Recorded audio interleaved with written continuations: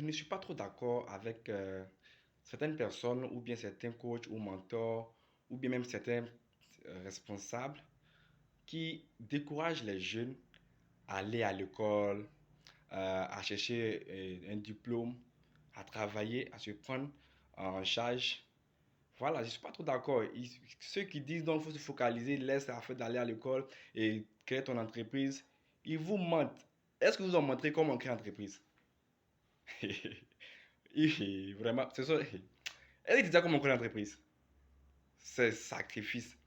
Si toi, tu n'as pas, ton derrière n'est pas soudé, tu n'as pas héritage de millions, tu vivais à côté et puis là, un coup comme ça, tu laisses tout.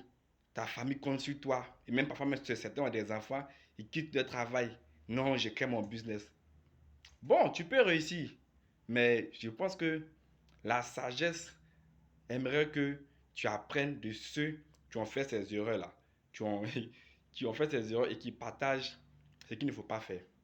Par exemple, moi j'ai failli faire cette erreur et perdre la chance que j'ai aujourd'hui. Lorsque j'étais à l'université, j'ai rencontré certains mentors comme ça dans les livres qui ont parlé de la même chose, mais qui n'ont pas montré vraiment ce qui est derrière cette affaire de création d'entreprise. Et ça a failli me faire dévier de ma mission ou bien même de ce pourquoi je suis sur cette terre.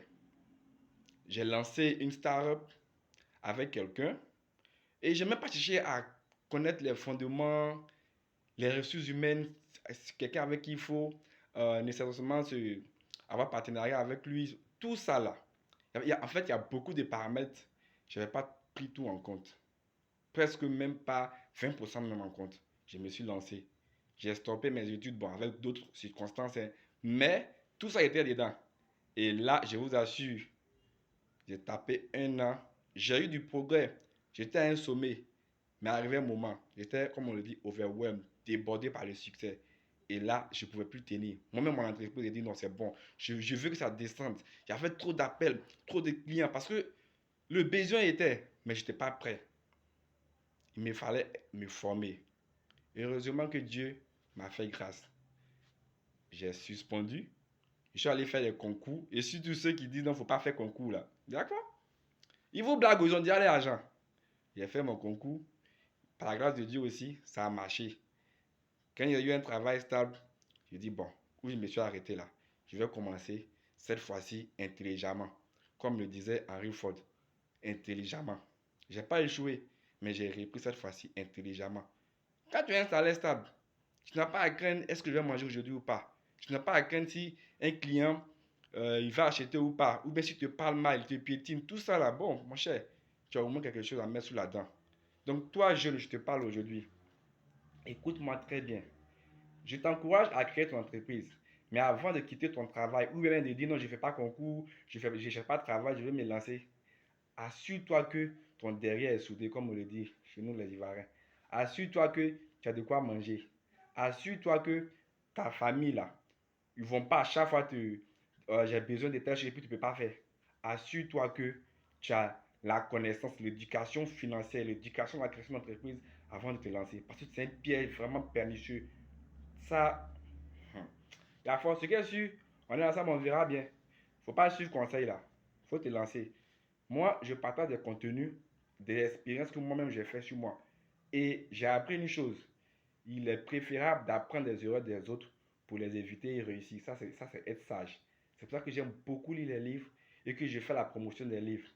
Et parlant des livres, arrivé sur mon coachpro.co.com, tu verras beaucoup de livres. Mais tu as besoin d'un coach aussi pour te montrer par quel livre commencer. Parce qu'il y a des livres là, si tu commences par ça là, tu seras découragé. C'est des centaines de pages. C'est pour cela qu'on a fait des résumés aussi. Même dans les résumés encore, j'attire l'attention de tous. Il faut être organisé quand on veut apprendre. C'est pour cela que Coach Asso est là, mon coach pro est là, toute l'équipe de mon coach pro est là pour t'aider, pour te montrer quel chemin suivre, quel livre il faut lire d'abord et ce qu'il faut faire. Il ne suffit pas de lire comme ça et puis bon, je lis et puis j'avance. Il faut les appliquer. Arrivé un moment, il faut stopper et puis dire, j'ai fait quoi, j'ai fait quoi, j'ai fait quoi. Et là, tu vas réussir. Coach Asso, mon hymne, comme je le dis, mon credo, never stop learning. Ne jamais cesser d'apprendre. Il y a toujours quelque chose à apprendre. que ce soit en marketing, que ce soit en gestion des ressources humaines, que ce soit en gestion même des humeurs.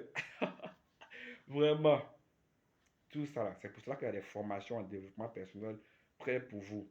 Rendez-vous sur mon code proprement.com, contactez mon code proprement.com et là, vous aurez tout ce qu'il vous faut pour réussir dans votre euh, voyage entrepreneurial et réussir dans votre vie.